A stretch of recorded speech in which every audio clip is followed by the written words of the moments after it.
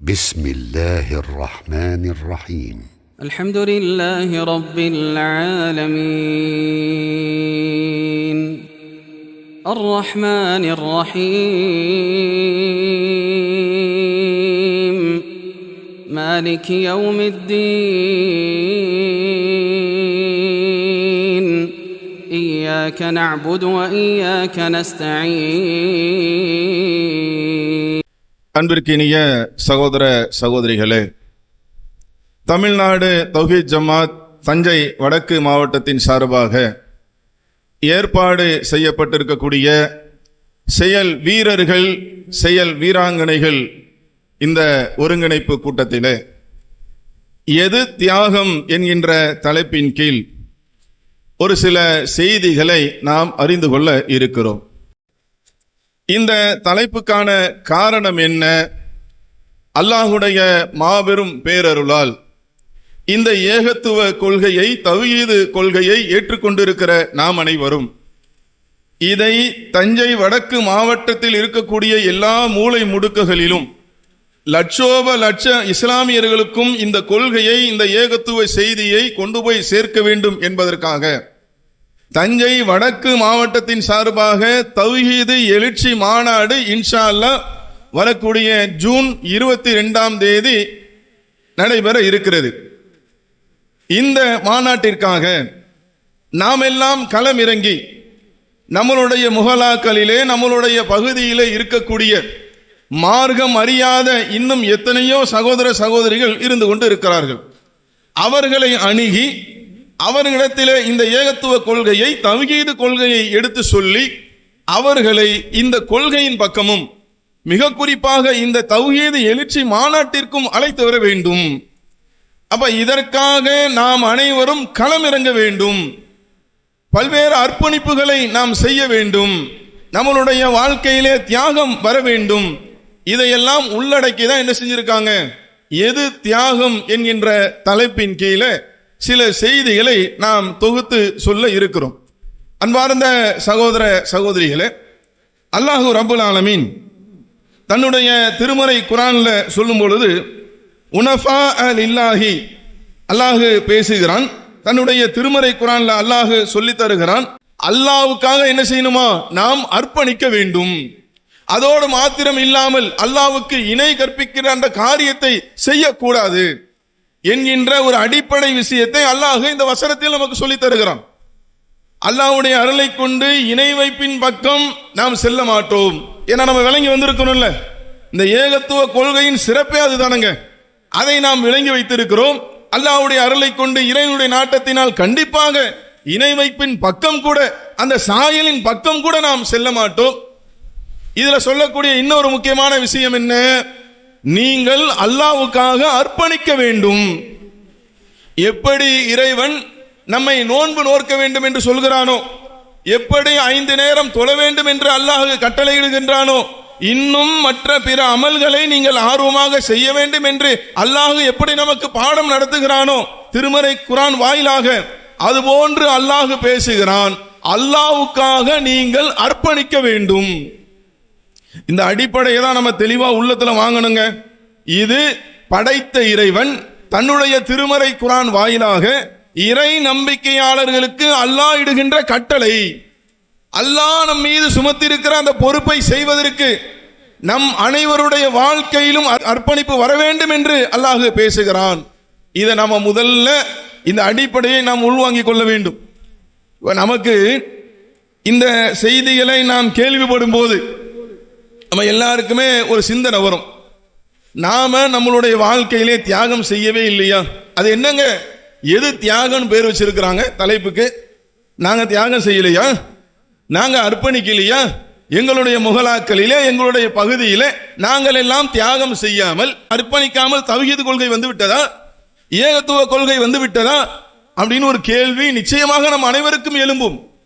அன்பார்ந்த சகோதர சகோதரிகளே, நம்ம நல்ல தெளிவா விளங்கணும்.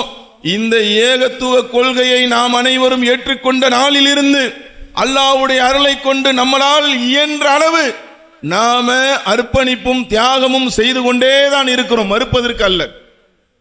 அப்ப எதுக்கு இந்த செய்தி? இன்னும் நம்மளுடைய தியாகத்தை, இன்னும் நம்மளுடைய அர்ப்பணிப்பை இன்னும் மேம்படுத்த வேண்டும், இன்னும் அது சிறப்பான முறையில் அமைய வேண்டும். ஒரு கட்டத்திற்குள், ஒரு வட்டத்திற்குள் அது சுருங்கி விடக்கூடாது. இன்னும் அது மென்மேலும் வளர்ந்து கொண்டே இருக்க வேண்டும் என்பதற்காகத்தான் இந்த செய்தி. அப்ப இதுல அல்லாஹ்வும் அல்லாஹ்வுடைய தூதர் அவர்களும் சொல்லுகின்ற செய்திகள், நபி தோழர்கள் எல்லாம் அந்த செய்திகளை எப்படி எடுத்துக்கொண்டார்கள், அவருடைய வாழ்க்கையிலே அந்த தியாகம் என்பது எப்படி இருந்தது, அர்ப்பணிப்பு என்பது எப்படி இருந்தது, இதையெல்லாம் அவ்வப்போது நாம் கேட்டுக்கொண்டே இருக்கும் பட்சத்தில் தான் நம்மளுடைய ஈமான் எல்லாம் மேலோங்கி நாம் அனைவரும் களமிறங்கி இந்த ஏகத்துவ கொள்கையை, இந்த தௌஹீத் கொள்கையை அனைவருக்கும் கொண்டு போய் சேர்க்கின்ற அந்த வேலையை மிக சுறுசுறுப்பாக களமிறங்கி செய்யக்கூடிய அந்த நிலை ஏற்படும். அதுக்காகத்தான் இந்த செய்தி. நபிகள் நாயகம் ஸல்லல்லாஹு அலைஹி வஸல்லம் அவங்கள்ட்ட ஒரு மனிதர் கேட்கிறார், அல்லாஹ்வுடைய தூதர் அவர்களே, மக்கள்ல சிறந்தவங்க யாரு? பல்வேறு சந்தர்ப்பங்களிலே இது போன்ற கேள்விகள் கேட்கப்படும். நபிகள் நாயகம் ஸல்லல்லாஹு அலைஹி வஸல்லம் அவர்கள் பல்வேறு சந்தர்ப்பங்களில் வெவ்வேறு பதில்கள் சொல்லி இருக்கிறார்கள். ஆனா இந்த செய்தியில அந்த மனிதர் கேட்ட மாத்திரத்தில் நபிகள் நாயகம் ஸல்லல்லாஹு அலைஹி வஸல்லம் அவங்க சொன்னாங்க, யார் அல்லாஹ்வின் பாதையில் தன்னுடைய உயிராலும் தன்னுடைய பொருளாலும் போரிடுகின்றாரோ, களமாடுகின்றாரோ, களத்தில் இறங்குகின்றாரோ, அவர்தான் மக்களில் சிறந்தவர். விஷயம் புரியுதா? நபிகள் நாயகம் ஸல்லல்லாஹு அலைஹி வஸல்லம் அவங்கள்ட்ட ஒரு மனிதர் கேட்கிறார், அல்லாஹ்வுடைய தூதர் அவர்களே, மக்கள்ல சிறந்தவர்கள் யார் அப்படின்னு கேட்கிறாங்க. அப்ப நபிகள் நாயகம் ஸல்லல்லாஹு அலைஹி வஸல்லம் அவங்க சொல்றாங்க, மக்கள்ல சிறந்தவங்க யார் தெரியுமா? தன்னுடைய உயிராலும் தன்னுடைய பொருளாலும் அல்லாஹ்வுடைய பாதையில களமிறங்குகிறார்களே, போரிடுகிறார்களே, அவர்கள் தான் இறை நம்பிக்கையாளர்கள், அவங்க சிறந்தவங்க என்று அல்லாஹ்வுடைய தூதர் அவர்கள் சொல்லி தருகிறார்கள். இதுல நம்ம ஆழமாக யோசித்து பார்க்க வேண்டும். அன்பார்ந்த சகோதர சகோதரிகளே, நம்ம இந்த உயிரை வைத்து களத்தில் இறங்கி போராடுறது இருக்குல்ல, அது நபிகள் நாயகம் ஸல்லல்லாஹு அலைஹி வஸல்லம் அவர்களோடு அவர்களுடைய தோழர்களோடு என்ன செஞ்சிருச்சு? முற்று பெற்று விட்டது. நமக்கு போருக்கு செல்ல வேண்டிய அவசியம் இருக்கிறதா? இன்னைக்கு அது போன்ற சூழல் இருக்கிறதா? அது இல்லை. ஆனால் இறைவனுக்காக, அதாவது பொருளாதாரத்தின் மூலமாக நம்ம தியாகம் செய்யணும்னு ஒன்று இருக்குல்ல, அதை நீங்கள் ஆழமாக யோசித்து பார்த்தால் இந்த மார்க்கத்திற்காக, இந்த மார்க்கத்தின் கொள்கைக்காக, அதை வளர்ப்பதற்காக அவ்வப்போது நம்ம என்ன செய்யறோம்? நம்மளுடைய பொருளாதாரத்தை இறைவனின் பாதையில் தரக்கூடியவர்களாக, வழங்கக்கூடியவர்களாக நாம் இருக்கிறோம். அதுபோன்று இந்த தாவா பணிகள்ல, அழைப்பு பணிகள்ல அதிகமான ஆர்வம் காட்டாமல் தியாகம் நம்ம விரும்புவோம். எல்லாருமே தியாகம் செய்ய வேண்டும், எல்லாருமே அர்ப்பணிக்க வேண்டும் என்று நாம் விரும்புவோம். ஆனால் அதற்கு எதிராக நிற்கக்கூடிய ஒன்று இந்த பொருளாதாரம். அது என்ன செய்யும்? நமக்கு ஒரு விதமான அச்சத்தை ஏற்படுத்தும். நாம் அனைவரும் களமிறங்கிவிட்டால், நாம் கடைக்கு செல்லாவிட்டால், நாம் வியாபாரத்தை பார்க்காவிட்டால், நான் வேலைக்கு செல்லாவிட்டால் என்னுடைய பொருளாதாரத்தை நிலை என்ன? ஒரு விதமான அச்சத்தை ஏற்படுத்தி அதை தேடி தேடி ஓடி அதுல என்ன நடக்குது தெரியுமா? அர்ப்பணிக்க வேண்டும் என்ற எண்ணம் உள்ளத்தில் இருக்கிறது, தியாகம் செய்ய வேண்டும் என்ற அந்த செய்தி, அந்த நினைப்பு உள்ளத்தில் இருக்கிறது. ஆனா சில நேரங்களில் செயல்பாடில் வரவில்லை. நாமெல்லாம் அல்லாஹ்வுடைய அருளை கொண்டு நாம தியாகம் செய்தவர்கள், அதை நினைவுபடுத்துறதுக்கு தான் சொல்றேன். நீங்க நல்லா யோசிச்சு பாருங்க. இந்த மாதிரி நிகழ்ச்சிகள் நடக்கிறது. இன்னைக்கே ஒரு முன் உதாரணமாக, இன்னைக்கு இவ்வளவு பேர் வந்திருக்கிறோம்ல, இன்னும் ஏகப்பட்ட சகோதரர்கள் வந்து கொண்டிருக்கிறார்கள். இதிலேயே நம்மளுடைய தியாகம் வெளிப்படுகிறது. நமக்கெல்லாம் வெவ்வேறு வேலைகள் இல்லையா? நிறைய வேலைகள் இருக்கிறது. இருந்தாலும் இந்த கொள்கையை அனைவருக்கும் சொல்ல வேண்டும். அதற்காக நடத்தப்படக்கூடிய அந்த மாநாட்டுடைய செய்திகளை நான் இது போன்ற செயல் வீரர்கள், வீராங்கனைகள் கூட்டத்தில் அமர்ந்து அந்த செய்திகளை எல்லாம் உள்வாங்கி களத்தில் சென்று வீடு வீடாக சென்று மக்களுக்கு தெரிவிக்க வேண்டும். அதுக்கு தான் வந்திருக்கிறோம். அவ்வப்போது நம்மளுடைய கிளைகளில் நடக்கக்கூடிய பல்வேறு நிகழ்ச்சிகள், பெண்கள் பயானாக இருக்கட்டும், பெண்கள் தாவா குழுக்களாக இருக்கட்டும், அதே போல ஆண்கள் நிர்வாகிகள் அவர்களுடைய பணிகளாக இருக்கட்டும், அவ்வப்போது நாம் என்ன செய்யறோம்?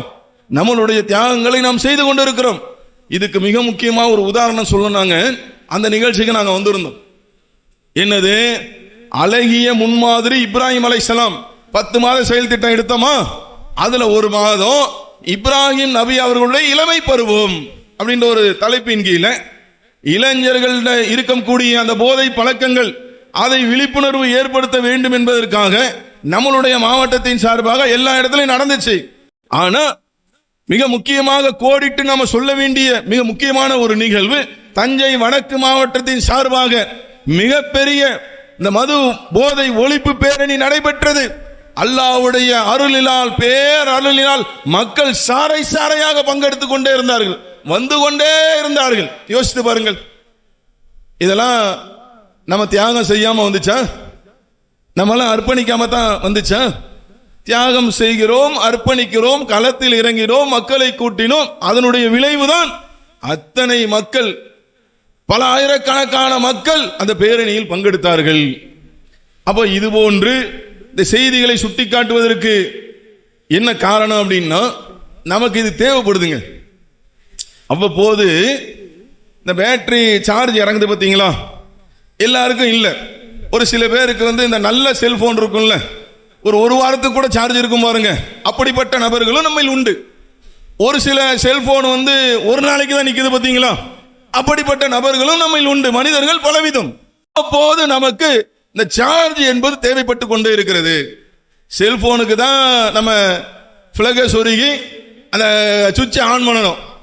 இறை நம்பிக்கையாளர்களுக்கு சார்ஜ் ஏறுவதற்கு, ரீசார்ஜ் ஆவதற்கு இறை திருமறை குர்ஆனுடைய வேத வசனங்களும் நபிகள் நாயகம் ஸல்லல்லாஹு அலைஹி வஸல்லம் அவர்களுடைய போதனைகளும் தான் நம்மளை ரீச் பண்ண முடியும், நம்ம ரீசார்ஜ் ஆக்க முடியும். அப்ப அந்த அடிப்படையில் தான் அவ்வப்போது நமக்கு இது தேவைப்பட்டு கொண்டே இருக்கிறது. அப்ப அல்லாஹ்வுடைய தூதர்கள் அவர்கள் சொல்வது போன்று நாம் அனைவரும் நம்மளுடைய உயிராலும் நம்மளுடைய பொருளாதாரத்தினாலும் களத்தில் இறங்கி போராடக்கூடியவர்களாக நம் வாழ்நாள் முழுவதும் களத்தில் இருந்து கொண்டே இருக்க வேண்டும். ஒரு நாள் 2 நாள் செய்யறது இல்லைங்க. நாங்க புரிஞ்சுக்கிட்டோம், நாங்க தியாகம் பண்ணணும், நாங்க அர்ப்பணிக்கணும். ஒரு நாள் செய்யறதா, அல்ல குறிப்பிட்ட 4 நாட்கள் செய்யறதா, குறிப்பிட்ட ஒரு வாரம் செய்வதா? இல்லை. இறை நம்பிக்கையாளருடைய ஒரு பண்பாக அது இருக்க வேண்டும். அதுதான் அல்லாஹ் சொல்றோம், அல்லாஹ்வுக்காக நீங்கள் அர்ப்பணிக்க வேண்டும். அப்படின்னா என்ன அர்த்தம்? எப்படி தினமும் தொழுகிறோமோ, எப்படி நம்ம நோன்பு வைக்கின்றோமோ, எப்படி பிற அமல்களை நாம் செய்கின்றோமோ, அதுபோன்று அர்ப்பணிப்பு என்பது ஒரு பகுதி.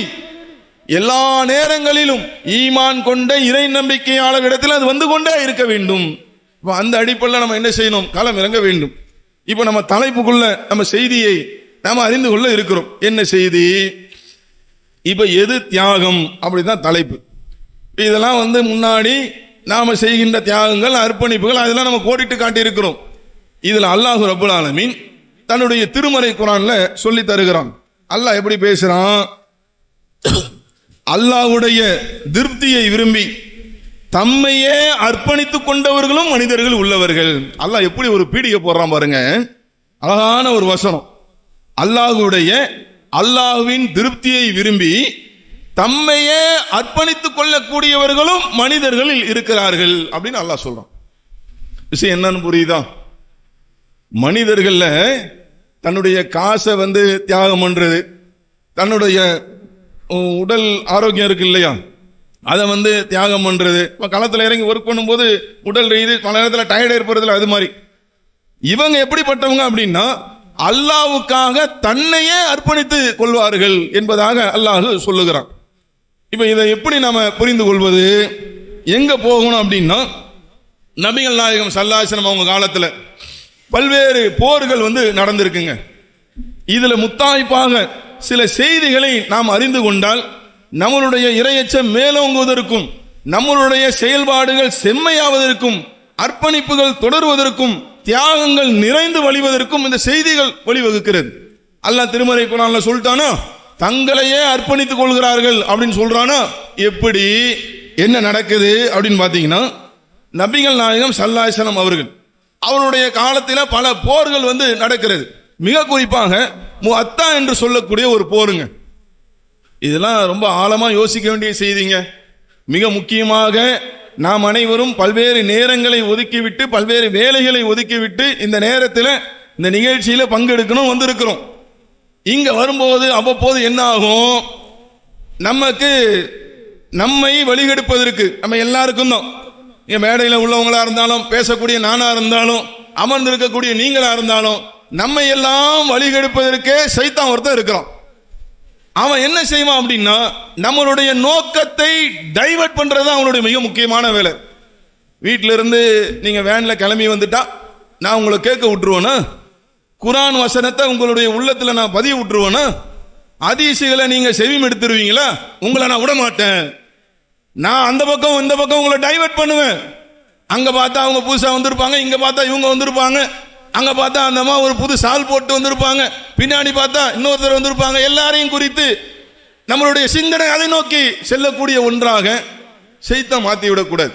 இப்போ நம்ம நிகழ்ச்சியாக வந்திருக்கிறோம், மனிதர்கள் பலகீனமானவர்கள், அதுக்காகத்தான் இந்த செய்தியை சொல்லிக் கொள்கிறேன். அவ்வப்போது அங்கேயும் இங்கேயும் தான் திரும்பும். ஆனால் இந்த நிகழ்ச்சியில அமர்ந்திருக்கக்கூடிய நாம் அனைவரும் இந்த செய்திகள் எல்லாம் ரொம்ப ஆழமா யோசிக்கணுங்க. மொத்த போர் நடக்குதுங்க. நபிகள் நாயகம் ஸல்லல்லாஹு அலைஹி வஸல்லம் அவர்கள் என்ன செய்யறாங்க? ஸைத் இப்னு ஹாரிஸா ரலியல்லாஹு அன்ஹு அவங்கள தளபதியாக நியமிக்கிறார்கள். நியமித்து அல்லாஹ்வுடைய தூதர் அவர்கள் சொல்லுகிறார்கள், ஸைத் இப்னு ஹாரிஸா இருக்காங்கல்ல, இப்பதான் ஒரு படைக்காக எதிரிகளை எதிர்கொள்வதற்கு ஒரு படையை நபிகள் நாயகம் ஸல்லல்லாஹு அலைஹி வஸல்லம் தயார் செய்கிறார்கள். அதற்காக தளபதியாக இவங்க என்ன செய்யறாங்க? ஸைத் இப்னு ஹாரிஸா அவர்களை அவங்கள நியமிக்கிறாங்க.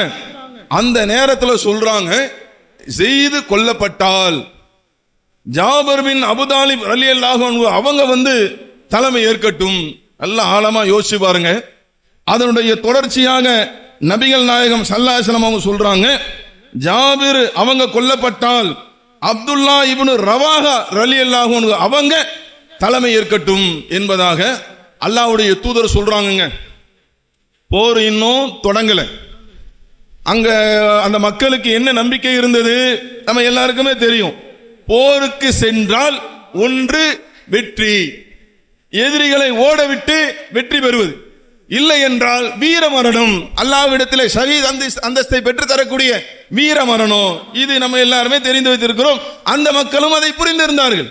ஆனா இங்க என்ன நடக்குதுன்னா, அப்பதான் அல்லாஹ்வுடைய தூதரர்கள் மசூரா செய்கிறார்கள். அந்த நேரத்தில் தான் படை தளபதியாக நியமிக்கிறார்கள். அப்பவே அவர்கள் சொல்லுகிறார்கள், ஸைத் அவர்கள் கொல்லப்பட்டால் ஜாபர் அவர்கள் தலைமை ஏற்கட்டும், ஜாபர் அவர்கள் கொல்லப்பட்டால் ரவாஹா அவர்கள் தலைமை ஏற்கட்டும் என்று சொல்கிறார்கள். எப்படி இருக்கும் யோசிச்சு பாருங்க. நம்ம மாநாட்டுக்கு போய் அழைப்பு கொடுக்க போறோமே அது மாதிரியா இது?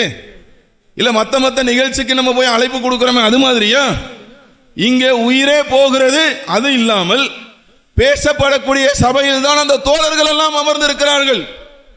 நபிகள் நாயகம் ஸல்லல்லாஹு அலைஹி வஸல்லம் அவர்கள் இதை சொல்லுகிறார்கள், அதை அவர்கள் செவியேற்கிறார்கள். ஆனா பின்வாங்கவில்லை. அல்லாஹ்வுடைய தூதர் சொல்றாங்க, அதுல இருந்து என்ன புரியுது? இவர் கொல்லப்பட்டால் இவர் தலைமை ஏற்கட்டும், அவர் கொல்லப்பட்டால் இவர் தலைமை ஏற்கட்டும் என்று நபிகள் நாயகம் ஸல்லல்லாஹு அலைஹி வஸல்லம் சொல்றாங்கன்னா, போனவங்க போர் முடிச்சிட்டு வீட்டுக்கு வருவாங்களா? அப்ப நிலைமை அவங்களுக்கு புரிகிறது. கண்டிப்பாக திரும்பி வர முடியாத ஒரு சூழல். நபிகள் நாயகம் ஸல்லல்லாஹு அலைஹி வஸல்லம் அவர்கள் கோடிட்டு சொல்லுகிறார்கள் என்பதை அறிகிறார்கள். ஆனா என்ன செய்யல? பின்வாங்கவில்லை. அல்லாஹ்வுடைய தூதர் அவர்களே, நான் இதற்கு தலைமை ஏற்க மாட்டேன். ஏன்? நான் கொல்லப்பட்டா இன்னொருத்தர் தலைமை ஏற்கணும்னு சொல்றீங்க, ஜாபர் அவங்க கொல்லப்பட்டா ரவாஹா அவங்க தலைமை ஏற்கணும்னு சொல்றீங்க, நாங்க இந்த போருக்கு தலைமை ஏற்க மாட்டோம் சொன்னாங்களா? சொல்லவில்லை. மறுமையை நேசிப்பது என்றால் இந்த இடத்துல சொல்ல வேண்டிய விஷயம், அதுக்காக சொல்றேன். அன்பார்ந்த சகோதர சகோதரிகளே, நாமும் மறுமையை நம்பி இருக்கிறோம். நாமும் மறுமையில் அல்லாஹ் நம்மை விசாரிப்பான் என்று ஏற்றுக்கொண்டிருக்கிறோம். நபி தோழர்கள் அவர்களும் மறுமையை நம்பினார்கள். அல்லாஹ் நம்மை விசாரிப்பான் என்பதை ஏற்றுக்கொண்டார்கள். அவருடைய நம்பிக்கையை பாருங்கள். உண்மையிலேயே அவர்கள் மறுமையை நேசித்தார்கள். அதனால தான் இந்த அளவுக்கு செய்திகள் சொல்லப்பட்டும் அவங்க களத்துக்கு போனாங்க. இன்னொரு செய்தியில பார்க்கிறோம், அதனுடைய தொடர்ச்சி. நபிகள் நாயகம் ஸல்லல்லாஹு அலைஹி வஸல்லம் அவர்கள் மதீனாவில் இருந்தபடி அங்கு நடக்கக்கூடிய நிகழ்வுகளை எல்லாம் அப்படியே சஹாபாக்களுக்கு முறையின் மூலமாக சொல்லிக்கொண்டே இருந்தார்கள். அப்படியே கண் எதிரில் பார்க்கிற மாதிரி அல்லாஹ்வுடைய தூதர் சொல்றாங்க, இப்போது ஸைத் தலைமையேற்றார், அவர் கொல்லப்பட்டு விட்டார். இப்போது ஜாபர் அவர்கள் தலைமையேற்றார்கள், அவர்களும் கொல்லப்பட்டு விட்டார்கள். இப்போது ரவாஹா அவர்கள் தலைமையேற்றார்கள், அவர்களும் கொல்லப்பட்டு விட்டார்கள். அதன் பின்னால் காலித் இப்னு வலீத் ரலியல்லாஹு அன்ஹு அவர்கள் அந்த பொறுப்பை ஏற்றார்கள். அல்லாஹ் அவர்களுக்கு வெற்றி அளித்தான். நபிகள் நாயகம் ஸல்லல்லாஹு அலைஹி வஸல்லம் அவங்க சொல்லிட்டு, இந்த நபி தோழர்கள் எல்லாம் அல்லாஹ்விடம் இருப்பது அவர்களுக்கு சிறந்தது என்று தங்களுடைய கண்களிலே கண்ணீர் வழிந்து கொண்டே இருக்கக்கூடிய அந்த நிலையிலே உரை நிகழ்த்தினார்கள். மக்களுக்கு அந்த செய்திகள் எல்லாம் சொன்னார்கள் என்கின்ற செய்தியை நாம ஹதீஸ்கள்ல பார்க்க முடிகிறது. யோசித்து பாருங்கள், எது தியாகம், எது தியாகம், ஏன் இந்த பேர் வச்சிருக்கிறாங்க கேள்வி வந்துச்சுல்ல நமக்கு. நம்ம தியாகம் செய்யலையா, நம்ம அர்ப்பணிக்கலையா, அப்புறம் எதுக்குங்க எது தியாகம் பேர் வச்சிருக்காங்க கேள்வி வந்துச்சா? இப்ப தெரியுதா நபி தோழர்களுடைய தியாகம் என்ன? அவர்கள் தங்களுடைய உயிரையே அர்ப்பணிப்பதற்கு துணிந்தார்கள். மறுமையை அந்த அளவுக்கு அவர்கள் நேசித்தார்கள். சாதாரண ஒண்ணு இல்லைங்க. அப்ப இது போன்ற செய்திகளை நாம் சொல்ல வருவது என்னவென்றால், இது போன்ற செய்திகளை நாம் கேட்டு நாம் என்ன செஞ்சிட கூடாது, கடந்து விடக்கூடாது. அவங்க போர்னா அப்படிதாங்க இருக்கும், அந்த காலத்துல அப்படிதாங்க இருக்கும், அவங்கெல்லாம் போனா கொல்லதாங்க போடுவாங்க, அப்படி இல்லை. மிக ஆழமாக உருக்கமாக நம்மளுடைய ஆள் மனதிலே உள்ளத்திலே பதிய வைக்க வேண்டிய ஒரு செய்தி. எப்படி முடிஞ்சது அவங்களால? அவங்களும் மறுமையை நம்பினாங்க, நம்மளும் மறுமையை நம்புறோம். எப்படி முடிந்தது? இது அல்லவா தியாகம். அப்ப நாம செய்யக்கூடிய, நாம் ஒதுக்கக்கூடிய அந்த நேரங்களை இன்னும் நாம் அதிகப்படுத்த வேண்டும். நம்மளுடைய தியாகங்கள் என்பது இன்னும் சிறந்து விளங்க வேண்டும், அது செம்மையாக வேண்டும். இது மாதிரி இந்த செய்திகள்ல இருந்து நாம அறிந்து கொள்ள வேண்டும். அதுபோல இது மாதிரி நிறைய செய்திகள் இருக்குங்க எது தியாகம் என்பதற்கு. அதாவது அனஸ் பின் நல்ர், நீ அவங்களுடைய வரலாறை நீங்க எடுத்து பாருங்கள். மிக குறிப்பாக இந்த ஒரு செய்தி, என்ன செய்தி? அவங்களால பத்ர் போர்ல கலந்து கொள்ள முடியாத ஒரு நிலை. இதெல்லாம் எதுக்கு சொல்றேன் தெரியுமா? தன்னையே அர்ப்பணித்துக் கொண்டார்கள் அல்லாஹ் சொல்றான்ல திருமறை குர்ஆன்ல, தன்னையே அர்ப்பணித்துக் கொண்டார்கள் அல்லாஹ் சொல்றான்ல. இந்த மார்க்கத்திற்காக, இந்த மார்க்கம் அனைவருக்கும் செல்ல வேண்டும் என்பதற்காக களம் இறங்கி தன்னையே அர்ப்பணித்துக் கொண்டார்கள் அல்லாஹ் குர்ஆன்ல சொல்றான். தன்னையே அர்ப்பணித்துக் கொள்வது என்றால் என்ன? அதுக்கு தான் இந்த விளக்கம். நபிகள் நாயகம் ஸல்லல்லாஹு அலைஹி வஸல்லம் அவர்கள் முஅத்தா போர்ல சொல்றாங்க, அத்தனை நபி தோழர்களும் சென்று தங்களுடைய உயிரையே என்ன செய்றாங்க, அல்லாஹ்வுக்காக இழக்கிறார்கள், தன்னையே அர்ப்பணித்துக் கொண்டார்கள். அதுபோன்று அனஸ் பின் நல்ர் ரலியல்லாஹு அன்ஹு அவங்கள பாருங்க, அவங்களுடைய நிலை என்ன? பத்ர் போர்ல அவங்களால் கலந்து கொள்ள முடியாத ஒரு நிலை. அப்ப வெளியில போயிருந்தாங்க, திரும்பி வராங்க, அல்லாஹ்வுடைய தூதர் அவர்களே, என்னால பத்ர் போர்ல பங்கெடுக்க முடியல, ஆனா நான் மட்டும் போர்ல பங்கெடுத்திருந்தால் நான் எப்படி போர் செய்திருப்பேன் என்பதை அல்லாஹ் அறிவான். எனக்கு மட்டும் ஒரு வாய்ப்பு கிடைச்சது அப்படின்னா சரியான முறையில் என்ன செய்வேன், நான் களத்தில் இறங்கி களமாடுவேன் அப்படின்னு சொல்றாங்க. சொன்னது மாத்திரம் இல்லைங்க, அதன் பிறகு உஹது யுத்தம். உஹது யுத்தத்தில் என்ன நடக்குது? ஒரு கட்டத்தில் இஸ்லாமியர்கள் முஸ்லிம்கள் பின்வாங்கக்கூடிய ஒரு சூழல். ஏன்? நபிகள் நாயகம் ஸல்லல்லாஹு அலைஹி வஸல்லம் அவர்களுடைய வழி நடத்தினார்கள். அவர்கள் சொன்ன அந்த ஆலோசனையை கேட்க சில நபி தோழர்கள் தவறிய காரணத்தினால் தோல்வியை நோக்கி செல்ல வேண்டிய ஒரு சூழல் ஏற்பட்டது. அப்ப பின்வாங்க வேண்டிய ஒரு சூழல் ஏற்படும் போது இவங்க என்ன செஞ்சாங்க தெரியுமா? அனஸ் பின் நல்ர் ரலியல்லாஹு அன்ஹு அவங்க என்ன செய்றாங்க தெரியுமா? பின்வாங்காமல் அல்லாஹ்விடத்தில் பிரார்த்தனை செய்கிறார்கள், இறைவா, இஸ்லாமிய சகோதரர்கள் பின்வாங்கி விட்டார்கள், அவர்களை மன்னித்து விடு, அதுக்கு எனக்கு சம்பந்தம் இல்லை என்று எதிரி படையை நோக்கி மிக வேகமாக வீரமாக அவர்கள் களம் கண்டார்கள். சாதாரண ஒண்ணு இல்லைங்க. எதிரில் சாத் பின் முஆத் ரலியல்லாஹு அவங்க வராங்க, அவங்கள்ட்ட சொல்றாங்க, இறைவன் மீது சத்தியமாக உஹது மலையுடைய அந்த அடிவாரத்திலே சுவனத்துடைய அந்த வாழையை நான் முகர்கிறேன். எப்படி ஒரு பேச்சு பாருங்க, எப்படி ஒரு தியாகம் பாருங்கள். சொன்னதோடு மாத்திரம் இல்லாமல் மிக வீரமாக களமிறங்கி போர் செய்கிறார்கள். இந்த நபி தோழர் அவர்கள் அவருடைய அந்த வீர தீரத்தை என்னால் வர்ணிக்க முடியவில்லை, அந்த அளவுக்கு அவர்கள் தீவிரமாக செயல்பட்டார்கள் களத்தில். ரிசல்ட் என்னன்னு பார்த்தீங்கன்னா, அவங்க எப்படி அல்லாஹ்வுடைய தூதர்ட்ட சொன்னாங்களோ அது மாதிரி களமிறங்கி களத்தில் கொல்லப்பட்டார்கள். ஈட்டியாலும் வாட்களாலும் அம்புக்களாலும் கிட்டத்தட்ட 80க்கு மேற்பட்ட காயங்கள் ஏற்பட்டு அவர்கள் உடலே சிதைக்கப்பட்டு எதிரிகளுக்கு அப்படி ஒரு கோபம், எல்லாரும் பின்வாங்கி ஓடும்போது இவங்க வீரமா முன்னாடி வந்தா, அப்ப உடலையே சிதைக்கின்றார்கள். அவங்களுடைய சகோதரி வந்துதான் இது அனஸ் பின் நலுர் ரலியல்லாஹு அன்ஹு என்று உறுதிப்படுத்தக்கூடிய ஒரு சூழல். யோசித்து பாருங்கள், நபிகள் நாயகம் ஸல்லல்லாஹு அலைஹி வஸல்லம் அவங்கள்ட்ட சொன்னாங்களே, அந்த வார்த்தையை அவர்கள் உண்மைப்படுத்தினார்கள்.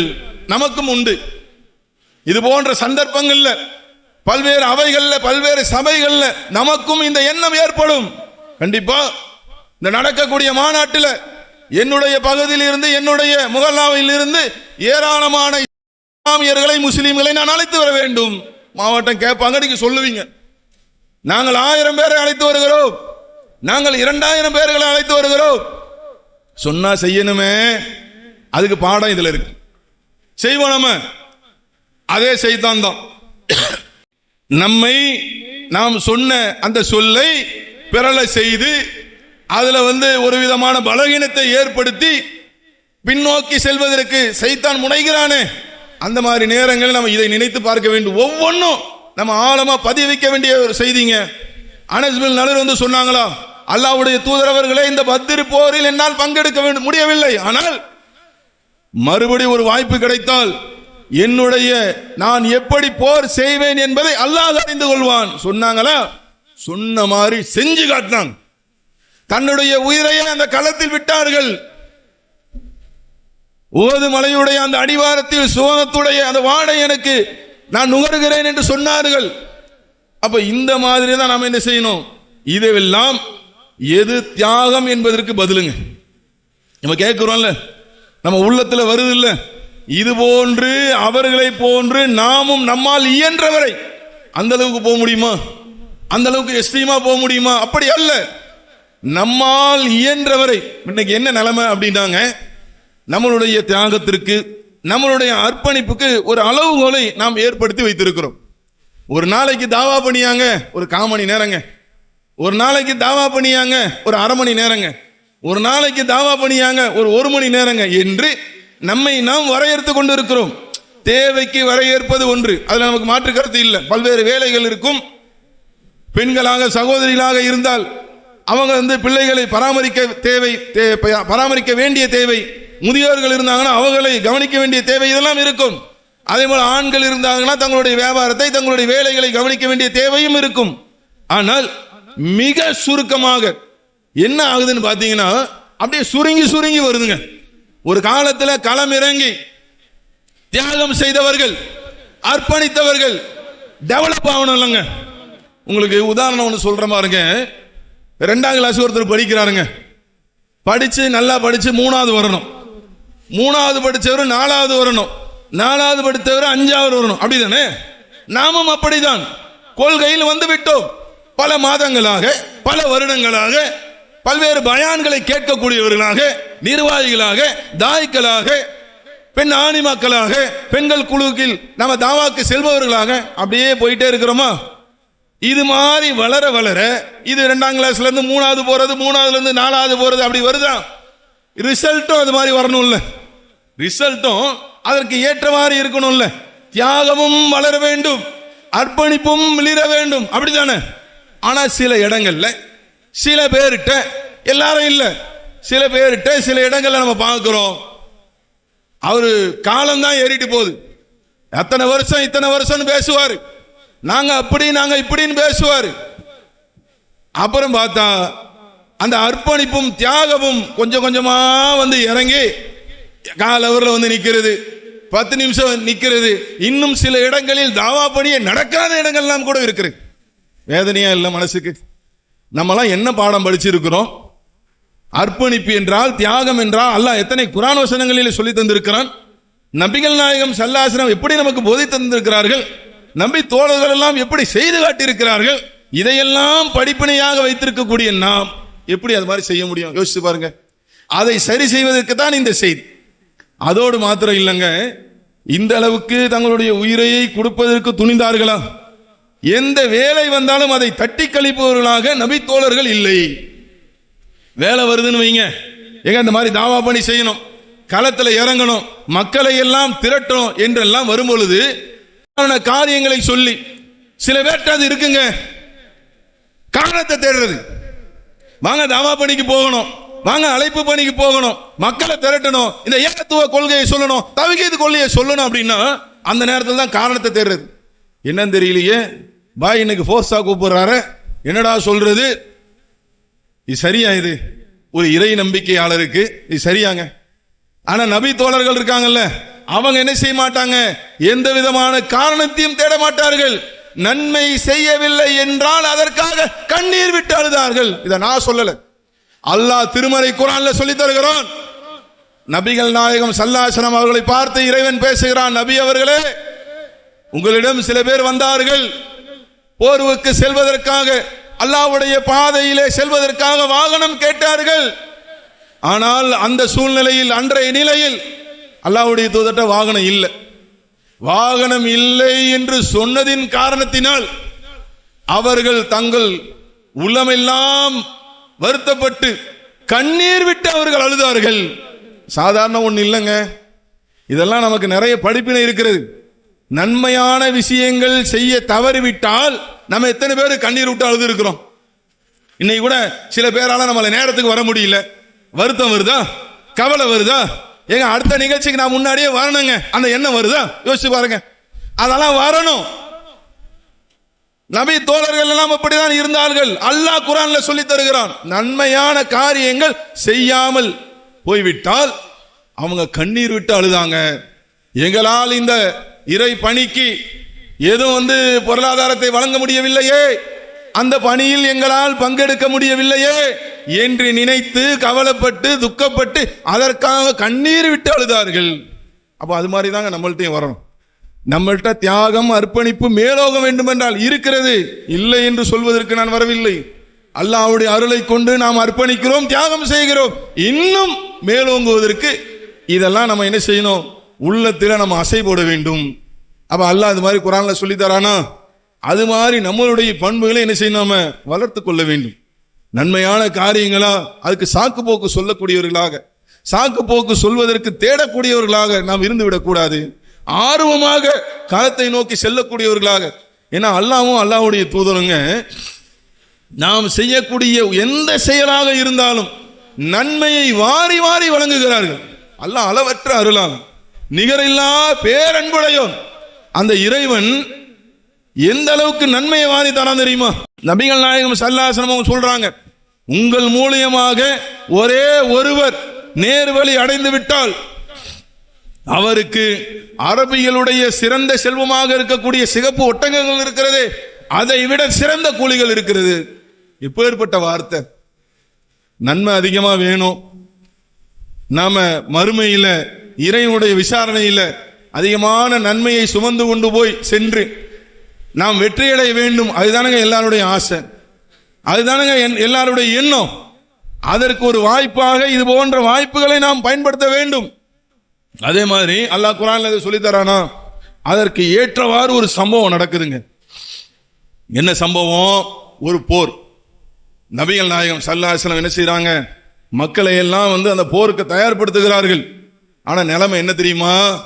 நம்மளுடைய இஸ்லாமிய அரசாங்கம் அன்னைக்கு காலகட்டத்தில் பொருளாதாரம் இல்லை. அதனால என்ன நிகழ்வு, 6 பேருக்கு ஒரு ஒட்டகம். யோசித்து பாருங்கள், 6 பேருக்கு ஒரு ஒட்டகம் போக முடியுமா? இப்போ இன்னைக்கு நம்ம 2 வீலர் இருக்குல்ல, அந்த 2 வீலர்ல ஒரே நேரத்தில் 6 பேர் போனா போக முடியுமா?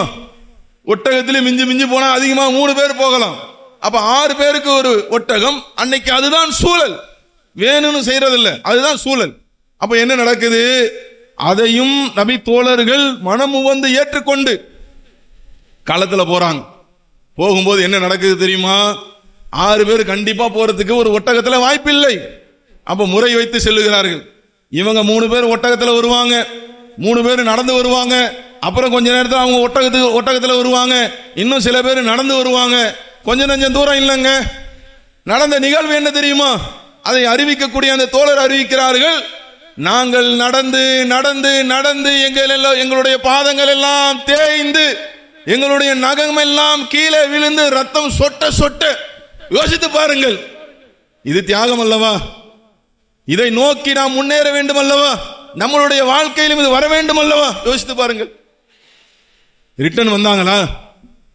ஏங்க இது இல்லைங்க, ஒட்டகம் இல்லை, எங்களுக்கு வாகனத்துக்கு அனுப்பக்கூடிய வாய்ப்பு இல்லை, நாங்க வரல, ரிட்டர்ன் வந்தாங்களா? இல்ல 6 பேர் 3 பேர் ஒட்டகத்தில் போறாங்க, நாங்க 3 பேர் எப்படிங்க நடந்து வர முடியும்? கேள்வி எழுப்பினார்களா? நடந்து வரும்போது கூட பாதங்கள் எல்லாம் தேயும் போது பின்னடிச்சாங்களா? பின்வாங்கினாங்களா? நகமெல்லாம் கீழே விழும்போது கூட பின்வாங்கினார்களா? ரத்தம் சொட்ட சொட்ட அந்த களத்தில் இருந்து பின்வாங்காமல் இந்த இஸ்லாமிய மார்க்கத்திற்காக களம் இறங்கி உழைக்கக்கூடியவர்களாக இருந்தார்கள். அப்பதான் சொல்றாங்க, நாங்கள் எங்களுடைய அந்த காயங்களை, ஏன்னா பயணத்தை தொடரணும் இல்ல, அதை கூட சாக்கா சொல்லி அவங்க தப்பிக்க விரும்பலாங்க. காலில் அடிபட்டுருச்சுங்க, பாருங்க ரத்தம் வருதுங்க, காலில் தேஞ்சு போச்சுங்க, பாருங்க நகெல்லாம் கீழே விழுந்துச்சுங்க, அதுக்காக என்னங்க நாங்க வீட்டுக்கு போறோம் சொல்லலையே சொன்னாங்களா? அப்போ என்ன செய்தார்கள்? தங்களுடைய கால்களிலே அந்த துணிகளை சுத்தி கொண்டு களத்தில் நின்றார்கள். தியாகம் இல்லையா? அதனாலதான் தாத்துர் ரிக்காவு என்று அந்த போருக்கே பேர் வந்தது. ஒற்று துணி போர் கேள்விப்பட்டிருக்கிறோமா? இதையெல்லாம் அன்பார்ந்த சகோதர சகோதரிகளே, இதையெல்லாம் நம்மளுடைய ஆள் மனதில் நம்ம என்ன செய்யணும்? இறுக்கமாக பிடித்துக் கொள்ள வேண்டும். அப்பதாங்க வரும். நம்மள்ட்ட தியாகம் இருக்கு, அர்ப்பணிப்பு இருக்கிறது. இன்னும் அது ஒரு படி போய் மேலே செல்வதற்கு நாம இது மாதிரி செய்திகள் இருக்கு பாருங்க, இதை நாம் அசை போட்டுக் கொண்டே இருக்க வேண்டும். பொதுவாகவே அதாங்க, திருமறை குர்ஆன் வசனங்கள் சொல்லப்பட்டாலும், நபிகள் நாயகம் ஸல்லல்லாஹு அலைஹி வஸல்லம் போதனைகள் சொல்லப்பட்டாலும் அது நமக்கு சொல்வது போல் நாம் எடுத்துக்கொள்ள வேண்டும். அப்பதான் அது நமக்கு பயனளிக்கும்.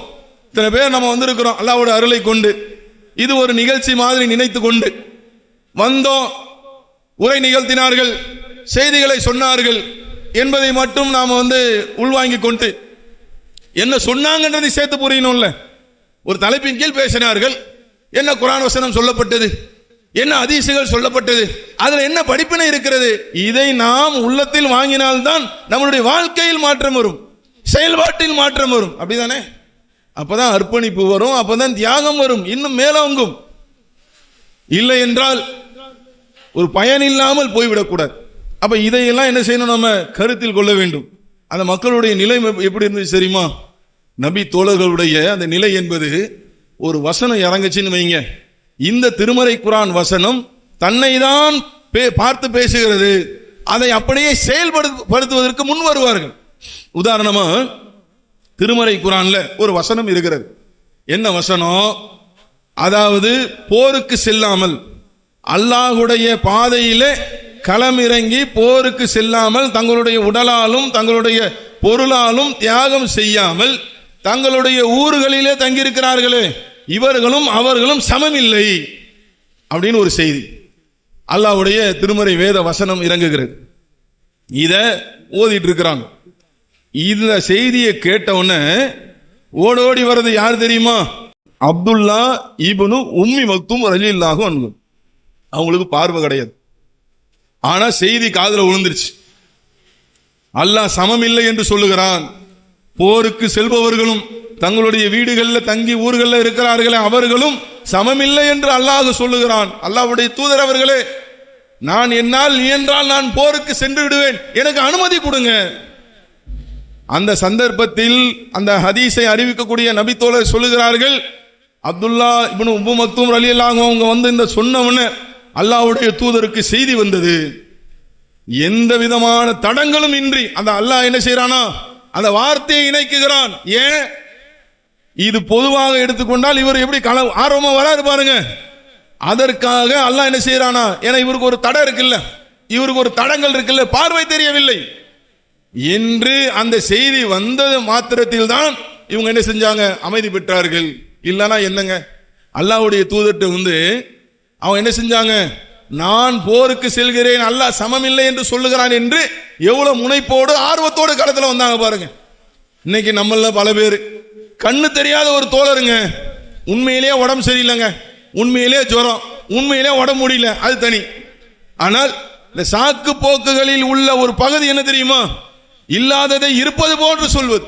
உடம்பு முடியல, கை வலிக்குது, கால் வலிக்குது, அது சரியில்லை, இது சரியில்லை என்று காரணங்களையும் சாக்கு போக்களையும், இந்த செய்தியெல்லாம் ஆழமா யோசிக்கணுங்க. இவர் கண்ணு தெரியாத ஒரு நபி தோழரு, இவர் பாட்டு அமைதியா இருக்கலாம் இல்லைங்க? நீ அதெல்லாம் யோசிச்சு பாருங்க. இவர் கண்ணு தெரியாத ஒரு நபி தோழருங்க, திருமறை குர்ஆன் வசனம் இறங்குகிறது. இறங்கிட்டு போட்டோம். நமக்கு தான் பார்வை தெரியலையே, கண்ணு தெரியலையே, நம்ம பாட்டு ஓரமா இருப்போம் நினைத்தார்களா? இன்னைக்கு நம்ம சில நேரங்களில் நம்ம சாக்கு போக்கெல்லாம் தேடுறோமே, ஏதாவது ஒண்ணு கிடைச்சிடாதா?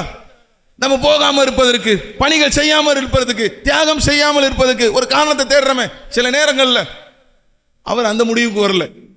செய்தி இறை வேதத்தின் செய்தி, அல்லாஹ் அருளிய செய்தி.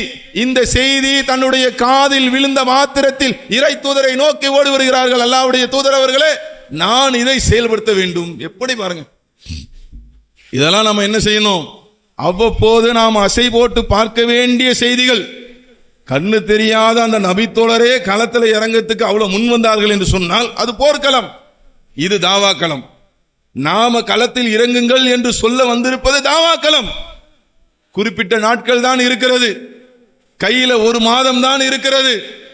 அந்த ஒரு மாதத்திற்குள்ளாக தாவா களம் என்பது, அழைப்பு பணி என்பது காலம் முழுக்க செய்யணுங்க. இந்த உடலில் உயிர் இருக்கும் வரை நாம் அனைவரும் செய்ய வேண்டிய ஒரு பணி தாவா பணி, அழைப்பு பணி. ஆனால் இது போன்று சில குறிப்பிட்ட மாநாடுகள், சில நிகழ்ச்சிகள் நாம் ஏற்பாடு செய்யும் பொழுது அதை கருத்தில் கொண்டு என்ன செய்யணும்? நம்ம களம் இறங்கி நம்மளுடைய பகுதியில் இருக்கக்கூடிய அனைவருக்கும் தகவலை சொல்லி, நீங்க யோசித்து பாருங்கள், நம்ம முன்னாடி தாங்க அவங்க எல்லாம் வாழ்றாங்க. நம்ம வாழக்கூடிய பகுதியில், நம்மளுடைய முகல்லாவில் நம்ம முன்னாடி தானே அவங்க வாழ்றாங்க. எல்லாருக்கும் ஏகத்துவம் தெரிஞ்சிருச்சா? யோசித்து பாருங்கள். எல்லாரும் இணை வைப்பை விட்டு விலகி வந்து விட்டார்களா? எல்லாரும் பிதத்தை விட்டு விலகி வந்து விட்டார்களா? எல்லாருக்கும் நபி வழி தெரிந்து விட்டதா? அனைவரும் மார்க்கத்தின் அடிப்படையில் தான் நடக்கிறார்களா? யோசித்து பாருங்கள். கண்ணுக்கு முன்னால் தெரிகிறது, இல்லை இல்லை இல்லை. ரிசல்ட் வருதா இல்லையாங்க? எந்த பகுதியில் இது இல்லை சொல்லுங்க. இல்ல பாய், எங்க ஊர்ல எங்க மகளால அப்படிப்பட்ட ஒரு நபர் கூட இல்லை. சொல்லுங்க பார்க்கலாம். எங்களுக்கு தாவாபன் செய்ய வேண்டிய அவசியம் இல்லை, நாங்கள் அர்ப்பணிக்க வேண்டிய அவசியம் இல்லை, நாங்கள் தியாகம் செய்ய வேண்டிய அவசியம் இல்லை. சொல்லுங்கள் பார்க்கலாம். வாய்ப்பு இருக்கிறதா? சொல்ல முடியாது. எல்லா இடத்திலும் இருக்கிறது. விதேத் இல்லையா, இணை வைப்பு இல்லையா, மார்க்கத்துக்கு முரணான செயல் இல்லையா, அவங்களெல்லாம் நம்ம தானே சொல்லணும். இது போன்ற மாநாடுகள், அதற்குரிய அழைப்பு பணிகள் இதற்கான நல்ல வாய்ப்பு. அப்ப அதை நம்ம என்ன செய்யணும்? கவனத்தில் கொண்டு நாம் களமிறங்கி செயல்பட வேண்டும். இதற்காக நாம் தியாகங்கள் செய்ய வேண்டும். இன்னும் மார்க்கத்தில் நம்ம ஹதீஸிகள் வாயிலாக, திருமறை குர்ஆன் வாயிலாக நம்ம தேடி பார்த்தோம் என்று சொன்னால் இன்னும் ஏராளமான செய்திகள் நிறைந்திருக்கிறது. நீ பாத்தீங்க அப்படின்னா, இன்னொரு செய்தியில அபு தல்ஹா ரலியல்லாஹு அன்ஹு, அவங்களுடைய மனைவி யாரு? உம்மு சுலைம் ரலியல்லாஹு அன்ஹா இருக்காங்கல்ல, அவங்க தான் அபு தல்ஹா ரலியல்லாஹு அவங்களுடைய மனைவியாக இருக்கிறாங்க. அவங்களுடைய மகனாராக அனஸ் ரலியல்லாஹு அவங்க இருக்கிறாங்க. இதை நான் ஏன் குறிப்பிட்டு சொல்றேன்னாங்க, ஒட்டுமொத்த குடும்பமும் என்ன செய்யுது? களத்தில் இறங்கி இறைவனுடைய மார்க்கத்திற்காக, இறைவனுடைய திருப்திக்காக என்ன செய்யறாங்க? அல்லாஹ்வுடைய அன்பை பெறுவதற்கு களத்தில் இறங்கி தியாகம் செய்கிறார்கள். நம்மள கூட ஒரு மனைவி என்ன செய்வாங்க? இறைவனுடைய அந்த மார்க்கத்தை அறிந்து கொள்கையை விளங்கி தியாகம் செய்யக்கூடியவராக இருப்பாங்க. ஒரு சில இடங்களில் கணவர் அதற்கு நேர்மாற்றமா இருப்பார். இன்னும் சில இடங்களில் கணவர் என்ன செய்வாரு? அல்லாஹ்வுக்காக தன்னையே அர்ப்பணிக்கக்கூடியவராக, களம் இறங்கக்கூடியவராக இருப்பார். மனைவி அதுக்கு நேர்மாற்றமா இருப்பாங்க. இன்னும் ஒரு சில இடங்கள்ல பிள்ளைகள் என்ன செய்ய மாட்டாங்கன்னா, மார்க்க அந்த வாடையே இல்லாதவர்களாக, மார்க்க பணிகளில் தங்களை ஈடுபடுத்தி கொள்ளாதவர்களாக இருக்கக்கூடிய காட்சியெல்லாம் நம்ம பார்க்கிறோம். ஆனா இங்க ஒட்டுமொத்த குடும்பமும் அபு தல்ஹா ரலியல்லாஹு அன்ஹு அவங்க நபிகள் நாயகம் ஸல்லல்லாஹு அலைஹி வஸல்லம் பங்கெடுத்த உஹது போர் சொன்னமா, அந்த உஹது போர்ல அல்லாஹ்வுடைய தூதருடைய அந்த தலை கவசம் அவருடைய தலையில் வைத்தே அடித்து நொறுக்கப்படுகிறது. அவங்களுடைய அந்த பக்கவாட்டில் காயம் ஏற்பட்டு ரத்தம் வழிகிறது. இது மாதிரி ஒரு சந்தர்ப்பங்கள் எல்லாம் ஏற்படக்கூடிய சூழல்ல அபு தல்ஹா ரலியல்லாஹு அன்ஹு அவங்க அல்லாஹ்வுடைய தூதருடைய முன்னால் சென்று நின்று தன்னுடைய மார்பை, தன்னுடைய நெஞ்சை கேடயமாக்கி எதிரிகளை எதிர்கொண்டார்களே. யோசித்து பாருங்கள். ஒரு கலங்க முஸ்லிம் படைகள் ஒரு கட்டத்தில் பின்வாங்கி செல்லக்கூடிய ஒரு நிலை, எதிரிகள் அல்லாஹ்வுடைய தூதரை அணுகி தாக்கக்கூடிய ஒரு நிலை. அது போன்ற சந்தர்ப்பங்களிலே என் உயிர் சென்றாலும் பரவாயில்லை, இறை தூதருக்கு ஒன்றும் ஆகிவிடக் கூடாது என்று தன்னையே கேடயமாக்கி நின்றவர்கள் தான் அபூ தல்ஹா ரலியல்லாஹு அன்ஹு. திருமறை குர்ஆனை நாம் எப்படி அணுக வேண்டும், அதில் உள்ள வசனங்களை நாம் படிக்கும் போது அதை எவ்வாறு நாம் எடுத்துக்கொள்ள வேண்டும் என்பதற்கெல்லாம் இதுல மிகப்பெரிய ஒரு உதாரணம் இருக்கிறது. ஒரு வசனத்தை படிக்கிறாங்க, என்ன வசனம்? எளிதாக இருந்தாலும் கடினமாக இருந்தாலும் நீங்கள் புறப்பட்டு செல்லுங்கள், அல்லாஹ்வின் பாதையில் உங்கள் செல்வங்களாலும் உங்கள் உயிர்களாலும் நீங்கள் போரிடுங்கள் என்று அருள்மறை திருமறை குர்ஆனுடைய அந்த வசனத்தை அபூ தல்ஹா ரலியல்லாஹு அவங்க படிக்கிறாங்க. எப்ப வயதான காலத்தில் படிக்கக்கூடிய அந்த நபிகள் நாயகம் ஸல்லல்லாஹு அலைஹி வஸல்லம் தோழர் அவர்கள் தன்னுடைய மகன்களை அழைத்து சொல்லுகிறார்கள். இந்த வசனத்தை படிக்கிறாங்க இல்லைங்க, இந்த வசனம் யாருக்கோ சொல்லுகிறது அறிவுரை, யாருக்கோ சொல்லுகிறது தகவலை அப்படி அவங்க எடுக்கல. இந்த வசனம் என்னை பார்த்து தான் பேசுகிறது. அல்லாஹ் என்னை தான் சொல்லுகிறான். கடினமாக இருந்தாலும் இலகுவாக இருந்தாலும் நீங்கள் அல்லாஹ்வின் பாதையில் போரிடுங்கள், உங்கள் செல்வங்களாலும் உயிர்களாலும் போரிடுங்கள், அல்லாஹ் என்னத்தான் சொல்றான் என்று அவங்க தங்களுடைய மகன்களை அழைத்து சொல்கிறார்கள்.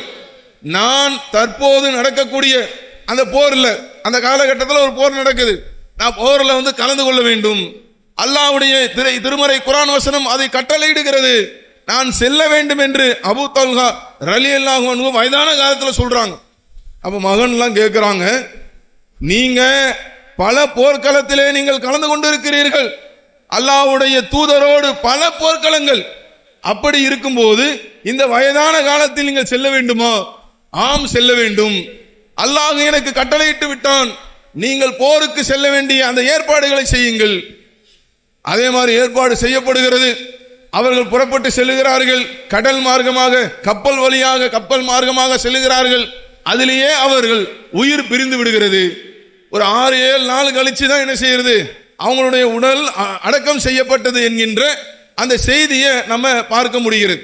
இப்ப இதுல இருந்து நம்ம சொல்ல வரக்கூடிய செய்தி என்னன்னாங்க, ஆரம்ப காலத்துல இளைஞராக இருக்கக்கூடிய அந்த சந்தர்ப்பத்தில், வாலிபராக இருக்கக்கூடிய அந்த சந்தர்ப்பத்தில் 30-40 வயசுகள்ல களமிறங்கி அர்ப்பணிக்கக்கூடிய, தியாகம் செய்யக்கூடிய, அல்லாஹ்வுடைய மார்க்கத்தை எடுத்து சொல்லக்கூடிய நம்மை சேர்ந்த நம்மளுடைய சகோதர சகோதரிகள் கொஞ்சம் கொஞ்சமா வயசாயிடுச்சுன்னா ரிட்டையர்மெண்ட் பேசுறாங்க, தெரியுதா உங்களுக்கு?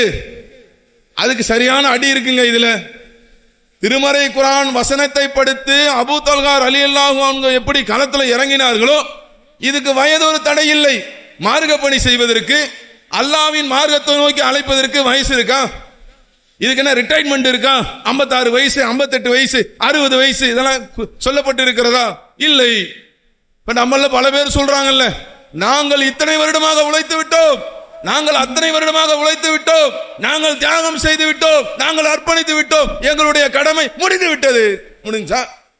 முடியலையே. அபூ தல்ஹா ரலியல்லாஹு அன்ஹு அவங்களுடைய அந்த வரலாற்றை பார்க்கிறோம், அவருடைய அந்த செய்தியை பார்க்கிறோம், அந்த இறை வேதம் அவர்களை உசுப்பி விட்டதை பார்க்கிறோம். தன்னுடைய உடலில் இருந்து உயிர் பிரிகின்றவரை அல்லாஹ்வுடைய மார்க்கத்துக்காக களத்தில் நிற்க வேண்டும் என்ற எண்ணம் மேலோங்கி இருந்தது இல்லையா? அது மாதிரி என்ன செய்யணும், நமக்கு அது இதுல ஒரு படிப்பினை இருக்கிறது. வயசாயிடுச்சுங்க, உண்மையிலேயே முடியலையாங்க, அது தனிங்க. நாம் சொல்வதெல்லாம் உண்மையிலேயே முடியல, உண்மையிலே வயசாகி போச்சு, உண்மையிலேயே உடம்பு சரியில்லை, அதெல்லாம் ஓகே தான். இந்த காரணங்களை தேடுவது, சாக்கு போக்கு சொல்வது இருக்குல்ல, அந்த ஒண்ணுக்கு என்ன செய்யக்கூடாது, நாம அப்படி இருக்கக்கூடாது. அப்ப அதே மாதிரி அவங்களுடைய மனைவியாக இருக்கக்கூடிய உம்மு சுலைம் ரலியல்லாஹு அன்ஹா அவங்க பாருங்க, போர்க்களத்தில் போய் நிற்கிறாங்க. அல்லாஹ்வுடைய தூதர்கிட்ட கேட்கிறாங்க, நபிகள் நாயகம் ஸல்லல்லாஹு அலைஹி வஸல்லம் அவங்கள்ட்ட கேட்கிறாங்க, அல்லாஹ்வுடைய தூதர் அவர்களே, ஏன் ஆண்களுக்கு மட்டும்தான் போர்க்களத்தில் போய் நிற்கணுமா? அவங்க மட்டும்தான் எதிரிகளோடு சண்டையிடணுமா? எங்களுக்கு நீங்கள் அனுமதி கொடுங்கள். இப்படி விட்ட வார்த்தை பாருங்க. நாங்களும் எதிரிகளை செய்றோம், அல்லாஹ்வுடைய எதிரிகளை, அல்லாஹ்வுடைய மார்க்கத்தை எதிர்க்கக்கூடிய எதிரிகளை நாங்களும் கணம் காண்கிறோம். அல்லாஹ்வுடைய தூதர் ஆனா அனுமதி தரல. நீங்க என்ன செய்யுங்க, அடிபட்ட வீரர்களுக்கு நீங்கள் பணிவிடை செய்யுங்கள், முதலுதவி சிகிச்சையை செல்லுங்கள், அவங்களுக்கு தண்ணீர் கொடுங்கள் என்பது போன்ற விஷயங்களுக்கு தான் அனுமதி கொடுத்தாங்க. அது கூட ஆபத்தான ஒண்ணுதானுங்க. அது கூட அந்த காலத்துல போர்க்களத்தில் போய் செய்ய முடியுமா? எங்கிருந்து அம்பு வரும், எங்கிருந்து ஈட்டி வரும் என்றெல்லாம் தெரியாது. அப்போதும் வீர பெண்மணியாக உம்மு சுலைம் ரலியல்லாஹு அன்ஹா களத்தில் இறங்கி என்ன செஞ்சாங்க, ஆயிஷா ரலியல்லாஹு அன்ஹா அவங்க எல்லாரும் சேர்ந்து பாதிக்கப்பட்ட அந்த மக்களுக்கு, அடிபட்ட அந்த வீரர்களுக்கு அவங்க தண்ணீரை பருக செய்தார்கள். அவங்க அடிபட்டதற்காக அந்த முதல் சிகிச்சையை செய்தார்கள் என்பதையெல்லாம் நாம் ஹதீஸின் வாயிலாக தெரிந்து கொள்ள முடிகிறது. அதே மாதிரி அவங்களுடைய மகன் இருக்காருல்ல, ஒவ்வொன்றிலையும் பாடம் இருக்கு பாருங்க. நமக்கு அனஸ் இருக்காங்கல்ல, அனஸ் ரலியல்லாஹு அன்ஹு அவங்களை என்ன செய்யறாங்க, நபிகள் நாயகம் ஸல்லல்லாஹு அலைஹி வஸல்லம் அவர்கள்ட்ட சேர்த்து விடுறாங்க. அவங்களோடு இருந்தா, அவங்களுக்கு பணிவிடை செய்தால் இவர்களும் மார்க்கத்தை அறிந்து கொள்வார்கள், மார்க்க பிடிப்புள்ள நல்ல பிள்ளையாக அவர்கள் வளருவார்கள். எல்லாம் யோசிச்சு பாருங்க. நம்மளுடைய தௌஹீது குடும்பம், ஏற்கனவே நான் உதாரணம் சொல்லிட்டேன். ஒன்னு கணவர் இருக்காரு, இல்லைன்னா மனைவி இருக்கிறாங்க. அல்லாஹ்வுடைய கிருபையினால 2 பேரும் சேர்ந்து பணி செய்யக்கூடிய குடும்பங்களும் இருக்கிறாங்க. இன்னும் ஒரு சில இடத்துல பாத்தீங்க அப்படின்னா, இந்த அல்லாஹ்வுடைய மார்க்கத்தை சொல்வது, அழைப்பு பணி செய்வது தௌஹீது குடும்பத்தை சேர்ந்த, ஏகத்துவ குடும்பத்தை சேர்ந்த அந்த பிள்ளைகள் இடத்தில் இல்லாமல் இருக்கிறது. எல்லாரும் இல்லை. அந்த மாதிரி பிள்ளைகளும் மார்க்கத்தை அறிந்து களத்தில் நின்று செய்யக்கூடியவர்களும் இருக்கிறார்கள். ஆனா நீங்க நல்லா யோசித்து பாருங்கள்.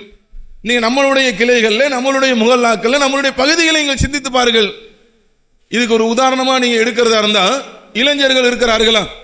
ஒரு சில கிளைகள்ல ரொம்ப அரிதாக என்ன செய்வாங்க, இளைஞர்கள் இருப்பார்கள். இல்லை என்றால் பெரும்பான்மையான கிளைகளில் என்ன நிலை, வயதானவர்கள் இருந்து கொண்டு என்ன செய்யறாங்க, அல்லாஹ்வுடைய அருளை கொண்டு அவர்கள் பணி செய்து கொண்டு இருக்கிறார்கள். அப்ப இந்த இஸ்லாமிய குடும்பத்தை சார்ந்த, ஏகத்துவ குடும்பத்தை சார்ந்த, தௌஹீது குடும்பத்தை சார்ந்த பிள்ளைகள், இளைஞர்கள், மாணவர்கள் எங்கே கேள்வி வருத.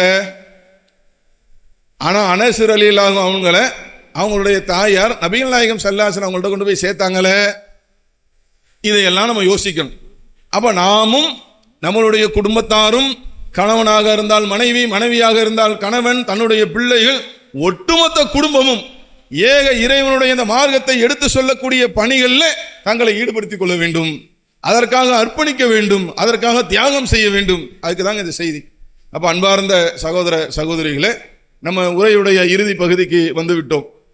இந்த செயல் வீரர்கள், வீராங்கனை கூட்டத்தில் பங்கெடுத்திருக்கக்கூடிய நாம் அனைவரும் ஒரு லட்சியத்தோடு நம்ம என்ன செய்யணும், நாம வந்தோம், இந்த செய்திகளை கேட்டோம், நாம் அர்ப்பணிக்கக்கூடியவர்களாக இந்த செய்தியெல்லாம் கேட்கும் போது நமக்கு என்ன செய்யும், அல்லாஹ்வுடைய கிருபை கொண்டு நமக்கு இறையச்சம் மேலோங்கும். இதே நிலையில் நாம் ஒரு முடிவுக்கு வர வேண்டும். நம்மளுடைய பகுதியை சார்ந்த, நம்மளுடைய முகலாவில் உள்ள இத்தனை பேர்களை இந்த மாநாட்டிற்கு, இந்த கொள்கையை சொல்லி அழைத்து வருவதற்கு நான் பொறுப்பு. நம்ம அளவில் ஒரு முடிவு எடுக்கணும், அல்லாஹ்வை சாட்சியாக்கணும். கிளை எல்லாம் மாவட்டத்திலிருந்து உங்களுக்கு வழி நடத்துவாங்க, ஆலோசனை தருவார்கள்.